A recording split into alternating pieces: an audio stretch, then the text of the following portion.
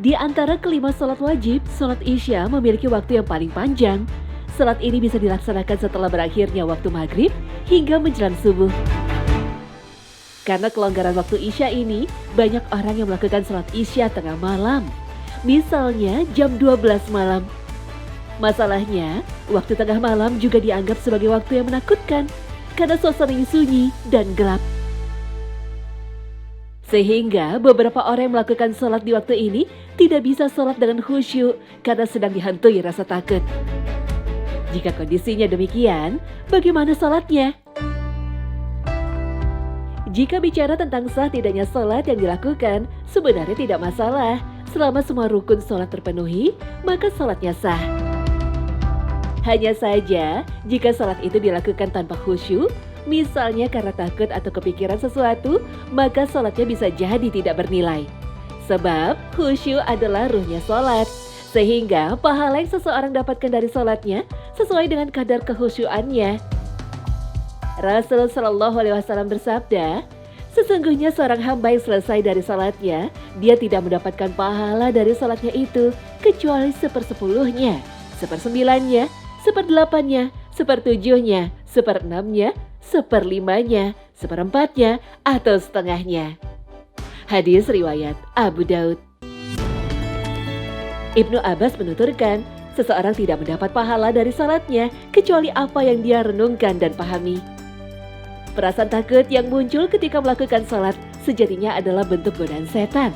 Karena setan akan selalu mencari cara untuk memalingkan manusia dari Tuhannya.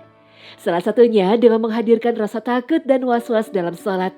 Sehingga seseorang menjadi tidak khusyuk, pikirannya melayang kemana-mana hingga lupa jumlah rakaat yang sudah dikerjakan.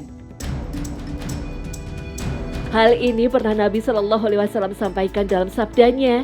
Ketika azan dikumandangkan, setan lari sambil terkentut-kentut hingga dia tidak mendengar azan. Setelah azan selesai, dia datang lagi. Ketika iqomah, dia menjauh. Ketika iqomah selesai, dia datang, lalu membisikkan hati orang yang sedang sholat. Ingat ini, ingat itu, hingga orang itu lupa berapa jumlah rakaat yang telah dia kerjakan. Hadis riwayat Bukhari. Artinya, jika muncul pikiran-pikiran aneh maupun perasaan takut tak beralasan ketika salat, seharusnya dilawan dan jangan diikuti. Karena jika diikuti, justru membuat setan semakin bangga dan semakin besar godaannya. Jika pikiran-pikiran itu masih terus mengganggu salat kita, maka kita diperintahkan membaca ta'awuz dan meludah ke kiri 3 kali.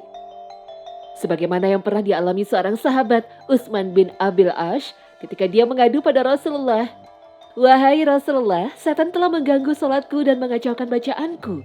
Rasul pun menjawab, itu adalah setan khanzab. Jika engkau merasa diganggu, bacalah ta'awuz dan meludahlah 3 kali. Utsman berkata, aku pun melakukan itu dan Allah menghilangkan was-was setan dariku.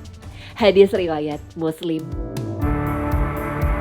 Seseorang harus mengupayakan sebisa mungkin agar bisa melakukan sholat dengan khusyuk dan menghindari segala sesuatu yang bisa merusak konsentrasi sholat. Jika memang punya tabiat atau cenderung merasa takut pada suasana tengah malam, seharusnya dia menghindari waktu tersebut untuk melakukan sholat. Kerjakanlah sholat di awal waktu atau di waktu-waktu terbaik yang sekiranya dia bisa sholat dengan tenang dan khusyuk. Sebab Allah SWT berfirman, sungguh beruntunglah orang-orang yang beriman, yaitu orang-orang yang khusyuk dalam salatnya. Quran Surah Al-Mu'minun ayat 1 hingga 2.